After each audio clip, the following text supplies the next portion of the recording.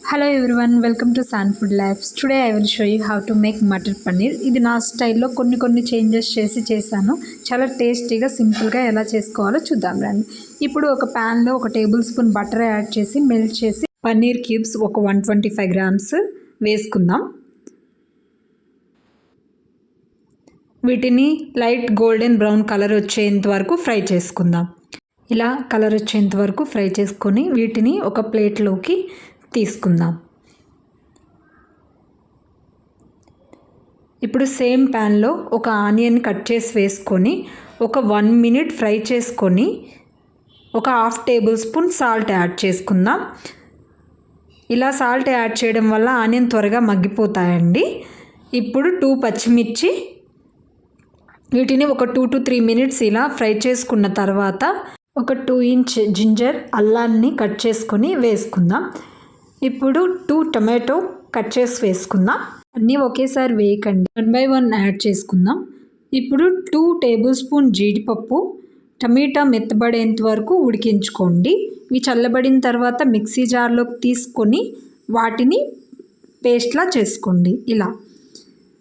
ఇప్పుడు సేమ్ ప్యాన్లో ఒక 2 టేబుల్ స్పూన్ ఆయిల్ యాడ్ చేసి ఒక 1/2 టేబుల్ స్పూన్ క్యూమిన్ సీడ్స్, ఒక 2 బే లీవ్స్ బిర్యానీ ఆకు, ఒక కార్డమమ్ యాలకులు యాడ్ చేసుకొని ఒక 1 మినిట్ ఫ్రై చేయండి. క్యాప్సికమ్ ఇలా క్యూబ్స్లా కట్ చేసుకొని వేసుకుందాం. ఒక 2 మినిట్స్ ఫ్రై చేసుకోండి.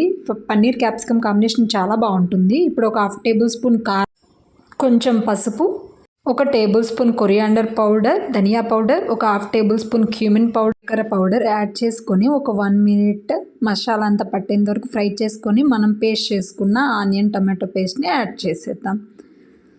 ఇప్పుడు దీన్ని ఒక 2 మినిట్స్ ఇలా కుక్ చేసుకున్న తర్వాత మనం సాల్ట్ అడ్జస్ట్ చేసుకుందామండి యాజ్ ఫర్ యువర్ టేస్ట్. ఈ స్టేజ్లో మనం ఒక 1/2 కప్ మటర్ గ్రీన్ పీస్ని యాడ్ చేసుకుందాం. వీటిని బాగా మిక్స్ చేసుకొని కవర్ చేసి ఒక 4 to 5 మినిట్స్ని కుక్ చేసుకుందాం. ఇలా కుక్ చేసిన తర్వాత మసాలా గ్రీన్ పీస్ బాగా ఉడికిపోయినాయండి. ఇప్పుడు మనం పన్నీర్ వేసుకుందాం. పన్నీర్ వేసుకొని ఒక 2 to 3 మినిట్స్ జాగ్రత్తగా మిక్స్ చేసుకుంటూ ఉడికించుకుందాం.